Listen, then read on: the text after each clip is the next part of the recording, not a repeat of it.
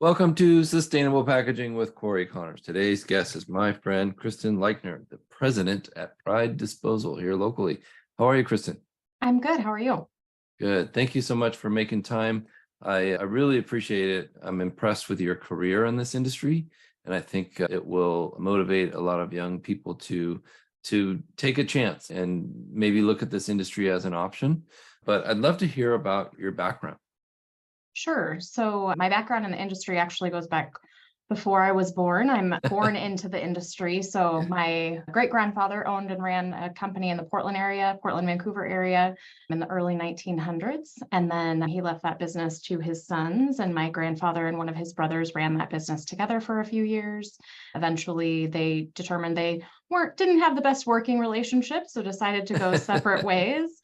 And so my grandfather left that, and then my dad had been working in the business there. And so my grandfather and my dad were looking for other opportunities in the garbage industry, and a business was up for sale in the Sherwood, Oregon area. And so they bought that business in 1986. I was born shortly after that. And so I really did grow up in the business, around the business, working summers growing up. Officially, I started working here in June of 2004. Doing customer service, moved into kind of commercial customer service and sales, and then moved into becoming our office manager. And then in 2016 became the company president. Wow. Good for you. It's such a cool story. And what a rise to an important role in this industry. I'd love to know, what are some of the roles you can do as a younger person? I used to work in my dad's warehouse when I was very young, doing very menial tasks. Can you tell us some of that? Yeah, so I definitely started with the menial tasks. My very first job here when I was about 10 years old was shredding old paper route sheets. So we used to print out paper route sheets for all of our drivers. And my brother and I, we had a big industrial shredder, and we would come into the office in the summer and go through the old boxes of route sheets that were old enough that we could get rid of them. We would feed them through the shredder, pull the shredded paper out, put it in a recycling container. And we did that for several hours a day because there were lots of route sheets to go through. Then I graduated into more fun tasks like stamping checks for deposits that would come in for payments, running the tally to add up all the payments, making sure those balanced, helping with scale tickets, things like that. So I really truly started from the bottom and worked my way up over the years. You think about how everything used to have to be written down and printed out and wrote on, like with pencils and pens, remember? Yeah, we moved to our onboard computer systems in our trucks a little over 20 years ago, which was pretty early in the adoption for something like that. And every once in a while, that system goes down, just like every computer system can occasionally fail. And as much as we drug some drivers kicking and screaming into the onboard computer system, now we all hate it when it goes down. Everybody's like, what do you mean I have to run off of a paper route sheet? Right. It's too funny. I remember we had some email issues a few years ago at my company, and for one day they were down almost a whole day. And one of the rookie sales reps came up to me and he said, "What are we supposed to do?" And I said, "Oh, just do it the old way, where we used to print out things and fax them over." He's like, "What do you mean the old way?" Like he had never even done that. Like I had to train him on how to do it without a computer. So I think What do you mean I good. have to pick up the phone and call somebody? How does this work? I Yeah. can't text them. I don't get it. Yeah, very funny. Well, can you tell us a little bit about your company and what you guys do there? Sure. So we actually have two companies here. So we have Pride Disposal Company, which is our garbage and recycling hauling company. And then we have Pride Recycling Company, which is our transfer station. So our hauling company, Pride Disposal, we serve 7 different jurisdictions in the Washington County area in Oregon, 6 cities and 1 unincorporated county. And in some of those service areas, we are the only service provider. And in some, there's more than one, but we each have our own geographic boundaries and franchise areas. And so we provide collection for residential, commercial, industrial customers for garbage, recycling, compost services, and then glass recycling, which is done on the side in Oregon. And then our transfer station, we take our own waste from our hauling company in. We also take material from other hauling companies, other companies like roofing companies, construction cleanup companies, things like that. And the dry waste that we sort in, which is typically, or that we bring in, which is typically construction debris, materials like that, we run over a conveyor belt and we sort that material and pull additional recycling out of it.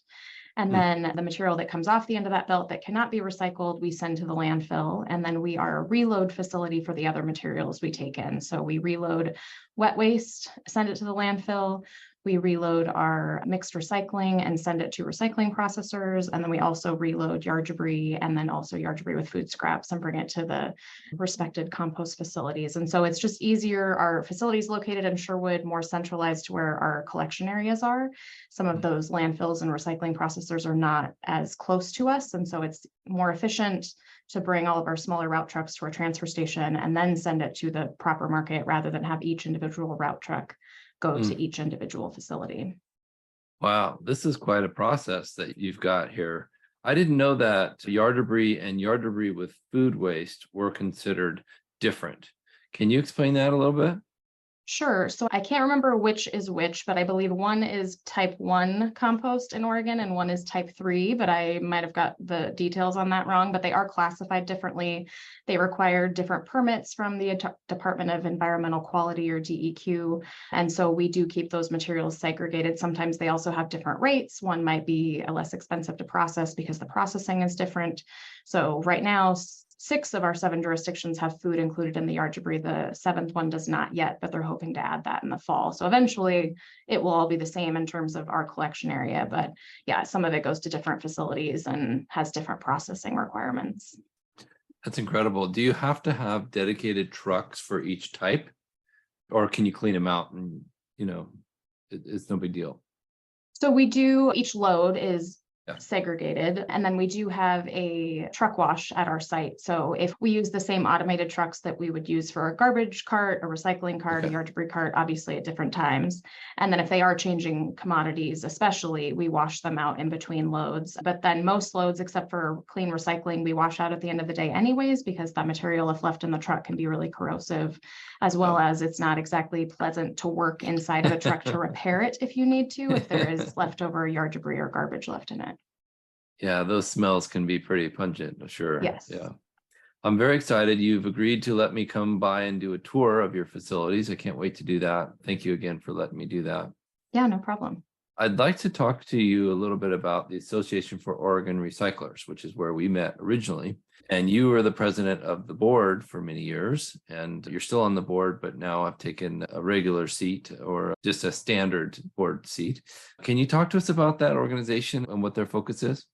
Sure. So I have served on the board for AOR for 11 years now. I'm coming up on my 12th year. And so each board member serves 2-year terms and can be reelected. I served as chair for 1 2-year term. So previous to that, I was the secretary for a while, and then I also was the conference chair. So I was the head person in charge of planning the conference, but there's a large committee of people that help with that. And so currently I am the immediate past chair on the board. And that organization is a trade association, a 501c6, that is a group of all sorts of folks, honestly. There are companies like mine, garbage and recycling companies, transfer stations, local governments are, a lot of local governments are a part of that organization. There are reuse organizations, recycling facilities, recycling nonprofits, kind of a mishmash of folks that are in the sustainable materials management world. Yeah. And so we have an annual conference that we have every year that with education opportunities in the sustainable materials management world, as well as some tours throughout the year, different forums. We like to think of ourselves as kind of a convener of all the interested parties on this topic. It's a good opportunity for all of us to learn about things at the same time, to network with each other, learn from each other, and it's a really great organization. Yeah, I agree. I was very impressed with the meeting in, I think it was October, wasn't it? In Bend. And beautiful Bend, Oregon. If you haven't been, if you're listening, check it out. It's an amazing place to go. Will it be in Bend again this year? We move around the state. So the next one is coming up in October again of 2023, and it will be at Salishan, which is at the Oregon coast, just south of Lincoln City. Not a bad place to go. Yeah. Smart. Yeah. Very good idea to make it a place where people want to go. More attendance. I've learned that about those conferences, but I learned a lot, and I was very impressed with the DEQ and their presentation, our Department of Environmental Quality. For those listening, I know you know what that means, Kristin. They had some really candid discussions about our new laws that are coming up, and very frank that, hey, we're not sure yet on some of this stuff. We're kind of playing it by ear.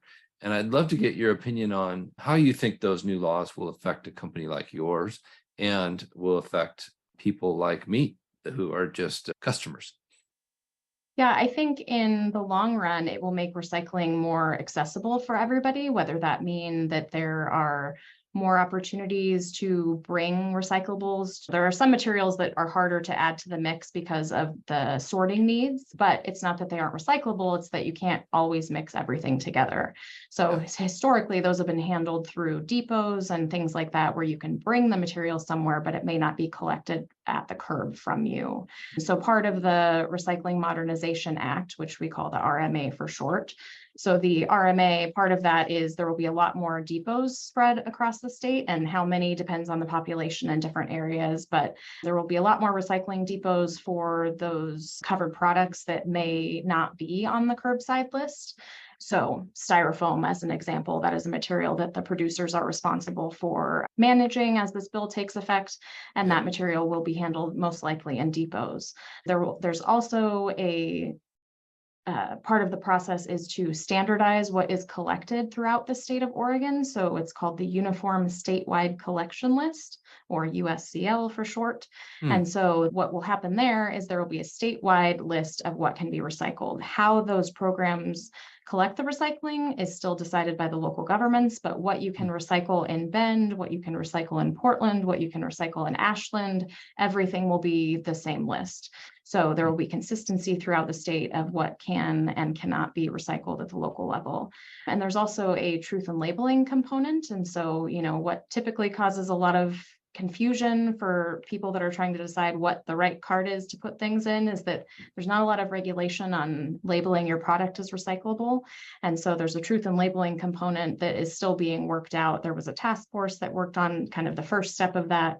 There's more work to be done there, but the hope is that it will result in it being a lot clearer for Oregonians when they are standing at their kitchen garbage and recycling side by side and going, I don't know which cart or which container this goes in. They won't be right? Yeah. misled by the labeling on the product, and it will be more easily understandable. That's excellent. I'm excited about it. I know it's a lot of work for you and companies like yours. Will you, as an example, will you be able to collect more materials, or will it prohibit some of the things that you've been collecting? Or do you know yet?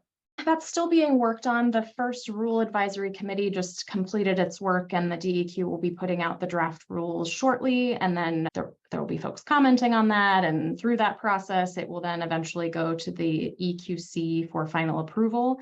So I believe the current draft of the list will change the list slightly. So some things might be coming off, but some things might be going on. And when I say change the list, for me, it's the list that currently exists in the metro area. For other parts of the state, that list would most likely be expanding if they have more limited lists. So for my company in particular, I think there will be some changes. Like I said, some things coming off, some things going on, but there's still more to come on that. Nothing is set in stone quite yet. So I bet. Very fluid situation, and I'm sure they'll have to allow you time to renovate your facility and add in new equipment if it's needed for the sorting process. Do you feel like you'll need to add on to your facility, or do you feel like what you have now will be fairly sufficient? So for us, we reload the recycling, but we don't sort it ourselves. So we take our smaller route trucks and then reload it, and we bring it to the recycling facilities that do the sorting. So while we do pull recycling out of the garbage, we don't sort the mixed recycling.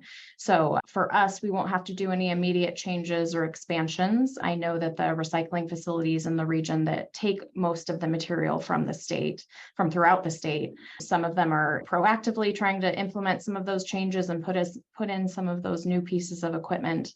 Some are in a little bit more of a holding pattern, trying to kind of see how things play out. And there's a little bit of a chicken and the egg situation with when the funding from the producer responsibility organization kicks in for those facilities to upgrade their equipment. It doesn't kick in until the program list changes. So it's like July 1st, 2025, the list will change, and now maybe funding is available, but they're going to start receiving that material before the funding is available. And so there's a little bit of a catch-22 there. That's a frustrating thing to think about. And I bet a lot of municipalities around the country are dealing exactly with that, with all of these new extended producer responsibility laws coming into effect. Wow, that is such a big thing to think about. Yeah, I think Important. Oregon did a very good job leading up to the legislation to try and insert a lot of detail before it became law, but there's Hmm. still a lot of implementation. And I know some of the other states that have passed EPR bills were a little bit more conceptual, bare bones. We'll figure it out as we go along, which you have to figure it out at some point, whether you do it before or after. I'm not sure how much of a difference it makes, but I do feel that Oregon has set themselves up to have a strong program because folks have been engaged in this for 4 and 5 years, and it's just going to continue. And the same folks that kind of started down that path are still engaged and trying to help make this a successful program. So I agree. It's exciting. It's for people like you and me, this is like Christmas. It's very interesting. It's a lot to learn about. I think a lot of consumers are really confused, and a lot of companies like mine are very confused as to what's going to happen in the world of packaging. But I'd love to get your thoughts on what can a consumer do to be more helpful to somebody like you and your company. I think I learned when Metro, our regional government, did some research a couple of years ago. We used to use the phrase, when in doubt, throw it out. That Hmm. if you're not sure that it's recyclable, don't put it in the recycling. But the research showed that people are pretty sure they know what's right, even if what they know might be incorrect. And so it, using that terminology isn't necessarily the best because people aren't in doubt. They think product A goes in the recycling, even if it doesn't. And so I think with that in mind, I would recommend that people really engage and read the information that comes from their local hauler, because your local folks are going to know for sure what is acceptable. And the big corporations that put information on their labels might not know what is acceptable in your local area. And Yeah. so information from your garbage and recycling company, information from your city, from your county. I know we all send stuff out. Please read it, engage with it, ask questions if you or there might be an opportunity that if you can't recycle it at the curb, we can tell you where you can take it. So it isn't always a no, it's not recyclable. It just might be a no, it can't go at the curb, but here's another place where it can be handled correctly. So that would be, I think, my core message is try and engage with what your local folks are telling you. Yeah. And I think that's it. It's an education issue. It's a, hey, maybe take the time to look at what's picked up at your curb specifically. I know that's something I've worked on diligently because it's part of my job, but I think a lot of people don't know even that there are new services like Recycle Plus. Is that something that your company is taking part in? Yeah, You want to talk us through that? I'm sure. excited to share that message with Oregonians.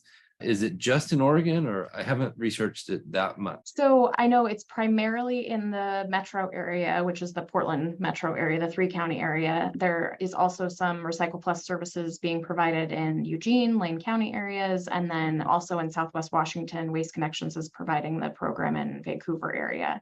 So, and every program is slightly different, but I can tell you, we all share the same name, but I can tell you what the details of our program are.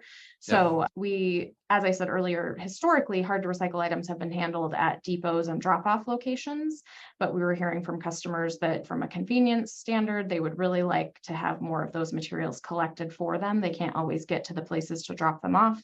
And so we worked with our local government partners to set up a program called Recycle Plus, where we have 4 items that we collect that include film plastic, so your plastic bags, shrink wrap that comes around toilet paper, things like that.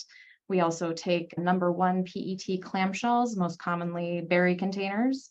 We also take textiles, and those are intended to be materials that are past useful life. So not items that would be worthy of donation, but items that might have holes in them and things like that you would otherwise just throw away. And then compact fluorescent light bulbs. So it is an on-call program, so customers can sign up to have the service, and then when their bin is full, contact us for a collection. And then we also have a quarterly specialty item. So the first one we did was in January, and we did string lights, so Christmas lights, things like Oh, that. so And Yeah, and those went for recycling. And then our next one coming up in June, and that one is for decent condition pots and pans. And we're Oh, working with a community in the Tualatin area called Community Warehouse that will take in those materials as donation, and then they will find folks in need that are trying to set up new households and things like that. And so they'll be reused. And then some of the other items we have kind of on the future agenda are small kitchen utensils. So again, you think about setting up a brand new kitchen for yourself and you need all the serving spoons and the whisks and oh, all of wow. those sorts of things. So that will be one item. And then I believe the other one we have in the works is bedding linens. And again, things that are worthy of reuse, not something you would otherwise throw away. That's amazing. I love that. I didn't know all that the unique items were going to be a Mhm. part of this. What a cool program. I was impressed with the idea of the holiday lights. I know that's something that the Murphs really don't like because they gum up the gears for sorting. So it makes sense to get those out of there. Yeah, film plastics do similar things. So film Yeah. plastics, highly recyclable, can't go in the mix because it gets wrapped around the machinery. So similar hoses, string lights, film plastic, those are all really bad when they end up in the curbside recycling. Nobody wants to do that. I did a tour of the Far West recycling facility and was very impressed. They said the same thing. Like, we don't send your lights, don't send your garden hoses. Yeah, keep the poly out for this facility. It was not ready for the poly yet. Will they be building new facilities to handle poly and things like that? Or how is that going to work? My understanding is the facilities we have currently, they still have some capacity. So there may be facilities that are built because there are other entrants to the system and things like that. But I don't believe there's a huge need in terms of, oh my gosh, we're not going to be able to handle all of this material. We need another 2 to 3 facilities. That's good. I think it's kind of a relief to the system. I know that'd be very expensive to build more buildings. I have to be honest, I was very surprised about the styrofoam. When I heard that at AOR, I thought, wow, we're really going to be able to recycle styrofoam or polystyrene. I thought they were going to outlaw it. And that's what they said. That's what the DEQ said too. And so that made me feel good. Like, at least we both thought the same thing. Did that surprise you as well, or were you expecting that? I don't know a whole lot about chemical recycling. I know that some folks have been asking questions about the environmental benefit of it and is it a good thing or a bad thing? And I think Right. DEQ has done some research on it and determined that that in some cases it is a good thing, depending on the transportation to get it there. Is it being densified before it gets transported potentially large distances and things like that? If you're hauling a lot of air to get it recycled, it's probably not outweighing that environmental Yeah. impact. So we have taken styrofoam at our depot off and on for several years. We took it for a while and then didn't have a place to recycle it anymore and stopped taking it. And then we have been taking it again, probably for 4 or 5 years now. And we work with a local chemical recycler to get that material processed that is near us. But sometimes it's easier for customers that have more than one thing to drop off. They'll come to our depot and drop off styrofoam as well as the 4 or 5 other things they have and may not want to drive to the facility that only takes styrofoam. So It's a convenience thing, right? I think it's an ease of use. It's an encouragement to recycle. That's such an important part of all of this is, how do we make it simple for the consumer? And I think as packaging professionals, we've been looking at that for many years, is how do we make it so it's easy for everybody to recycle this or reuse? yeah, I think there's some interesting discussions going on related to potentially QR codes, smart labels, things like that. So large companies can have more regional recycling instructions because it can be based on your current location. What do you do with this versus recycle everything? And maybe you can recycle it in 4 states, but not 50. And is that really the right messaging to be sending? Yeah, well said. I think it's important that we standardize some packaging. We make it simple for companies like yours to actually recycle this material, or it just doesn't make sense. Like you said, when in doubt, throw it out. I agree with that. And I think it's hard for people like us to throw things in the garbage that we know are technically recyclable. But if we don't have access to the recycling drop-off location, or if it's not near us, or I think what my friend Ryan from Recyclops said, 50 million households don't even have access to any recycling. And so that's a challenge. So we're very blessed here to have that access. Thank you. Yeah, and I would just add too, I think that the Oregon DEQ has done a lot of really interesting research on life cycle analysis. And if we can all kind of reframe our minds on the sustainability of a product, doesn't necessarily, whether or not a product is recyclable doesn't necessarily mean it's a sustainable product, because there are examples of 3 different Right. types of packaging for the same product, and the one that isn't recyclable actually has the best environmental impact. Yeah. So reframing that sometimes it's okay to use the packaging that keeps you from having the food waste, even if that packaging ends up being something you would put in your garbage, because the food waste you would have had otherwise is actually a larger negative environmental impact. But it's really hard Excellent. to retrain us all to think about it that way, and not just like recycling good, garbage bad. That's so much simpler. That is so true. I always say there's nothing sustainable about rotten food. And we need to consider that, exactly what you said. That is exactly the point we need to make to people that are confused by certain kinds of materials. You can't just say, no more plastic. If we did that, it would have some massive impact in a very negative way. Of course, some positive ways, but most of that impact would be really negative right now because we're not ready for that. It's like giving everybody electrical cars and not having the grid ready yet. You got to have both at the same time. So yeah, great points. Thank you so much for making some time for us. I would like to ask you one more question that's very fascinating to me. AI has been used in sorting facilities and in the garbage industry more and more lately. How do you think that will affect things? One of the things I've learned about really just recently is the AI opportunities for identification of materials that shouldn't be in the carts. So there's companies out there doing work to essentially do contamination spotting and education, where as the camera spots the material coming out of the recycling cart, it can look for certain things as previously designated, like plastic bags or styrofoam, if those things are not part of your program, and it can identify that. It then uses the Google image and AI to make sure that the house is the same house as the geolocation on the truck. And then it also can read the serial number on the cart to verify that against your customer service database.